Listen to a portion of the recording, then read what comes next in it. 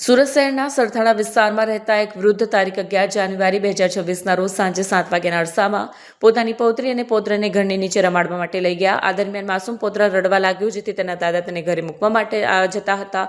આ સમયે જ તેમના ઘર પાસે આયુર્વેદિક શેમ્પૂ અને દવાઓ વેચવાની દુકાન ધરાવતા વિનોદ મોહન અડગણ, જે દાદાની પોતાની વાતોમાં ભોળવ્યા અને તેની 6 વર્ષની દીકરીને દુકાને બેસાડી તેમના પુત્રને ઘરે મૂકવા જવા માટે જણાવ્યું, જેથી વૃદ્ધ દાદા તેમની વાતમાં આવી જઈ 6 વર્ષની દીકરીને વિનોદભાઈને દુકાનમાં બેસાડી હતી.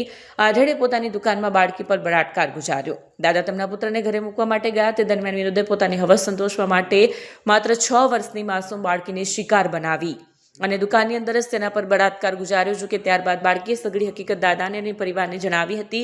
હકીકત સાંભળતાની સાથે જ પરિવારના પગ તળે જમીન ખસી ગઈ હતી.